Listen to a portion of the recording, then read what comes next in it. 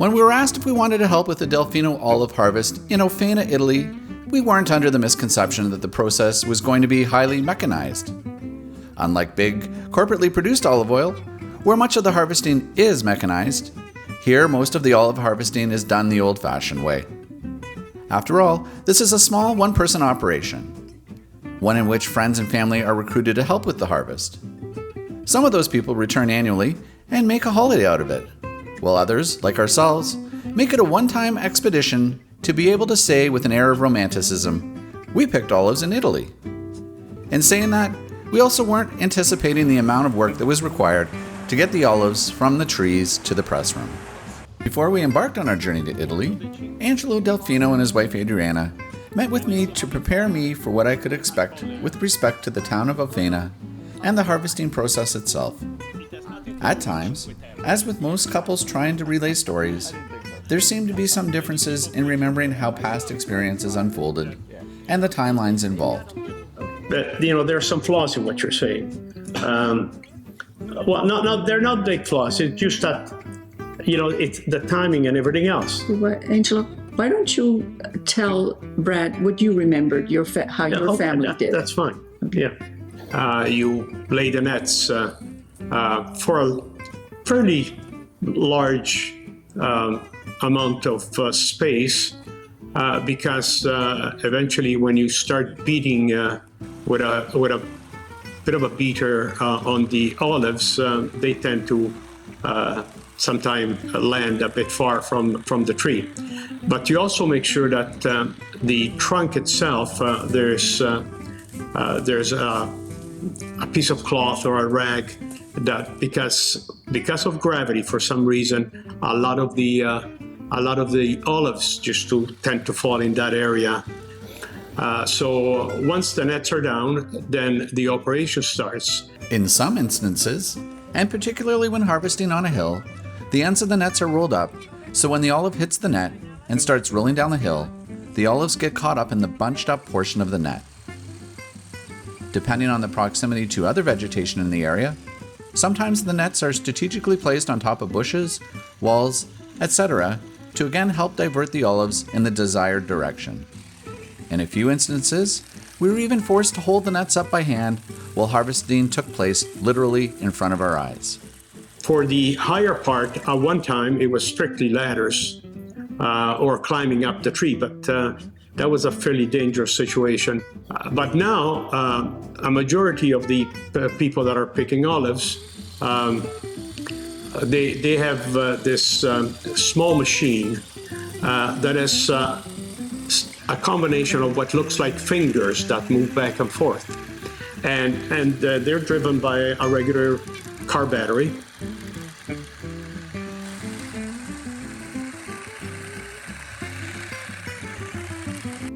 To stand corrected, I suppose there is a level of automation relative to what our Ofenian forefathers would have done, which would have been to manually knock the olives from the trees or rake them from the branches, similar to trying to comb knots out of someone's hair. And speaking of which, the lower olives are harvested in just that way. What you do? Where you can reach, and I do the higher part with the machine. Taking small, plastic rakes and combing the olives off each bough. When the trees are sufficiently stripped of the fruit, the nets are lifted from each corner and the olives roll to the middle. The leaves and stems, which inevitably are stripped along with the olives, are plucked from the pile before the olives are scooped into a bucket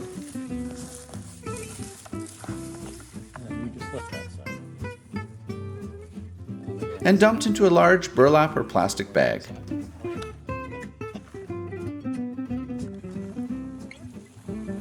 Any leaves that are accidentally pressed with the olives risks tainting the flavor of the oil and can cause the oil to take on an unpleasant bitterness. The bag, however, cannot be overfilled for two reasons. One, the bags have to be movable and too much dead weight is hard to navigate. And two, the olives at the bottom run the risk of going moldy or worse, being squished under the weight of the olives on top.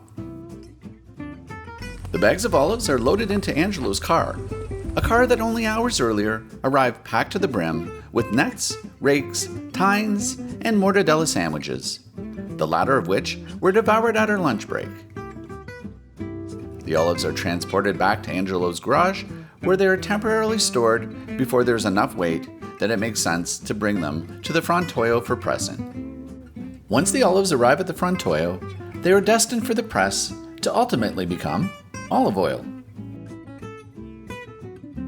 The olives are first loaded into a bin, picked up by a machine that resembles something that would be used to lift a large trash container or recycling bin, and dumped into a large hopper.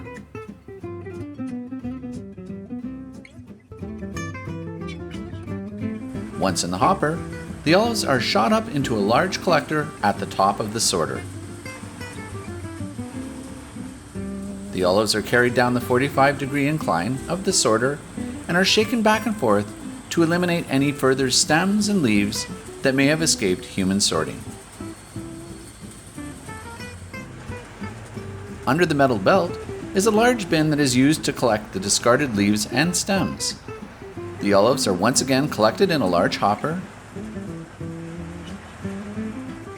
and are carried back up again using a conveyor belt that scoops up the olives in large bunches and drops them into a water bath. The bath is designed to get any dirt or other foreign substances washed off all of the olives. From here, the force of the rushing water carries the olives downstream to the press. The milling of the olives is a much more mechanized process than it was in the past. The old way was to have the olives crushed between huge stone wheels that were often operated by farm animals to turn the huge heavy pressing devices.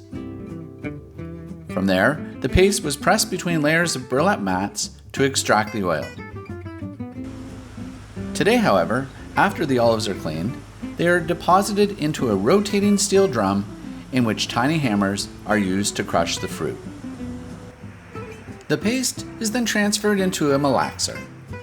Malaxation is important as it helps oil droplets come together and separate from water and solids in the paste. Gentle mixing enables the oil to be more effectively released from the olive cells. This contributes to higher yields and enhanced oil quality. Additionally, malaxation helps develop the olive oil's characteristic flavor, aroma, and overall sensory profile. After malaxation, the mix is passed to a centrifugal extractor.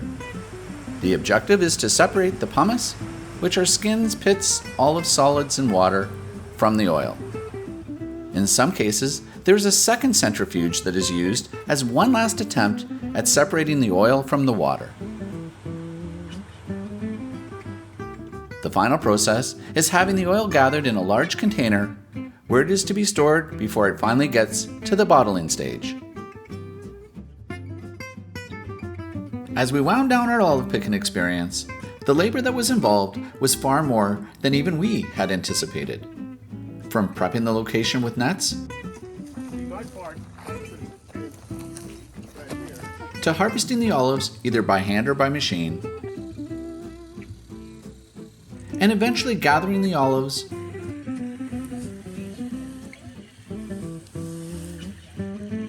sorting the leaves and stems, and then bagging them in preparation for the press. The process was tedious and frankly tiring.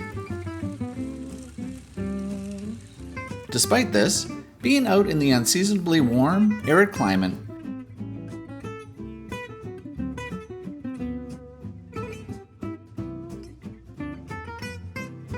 surrounded by picturesque views of the Italian countryside, was just the romanticism that we had hoped for.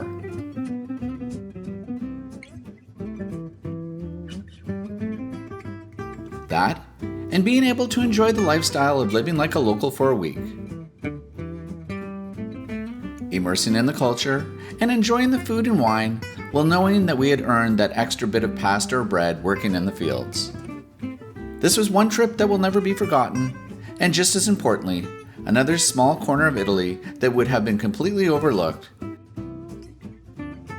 had we not had the good fortune of being introduced to Ofena by no other than Angelo Delfino himself.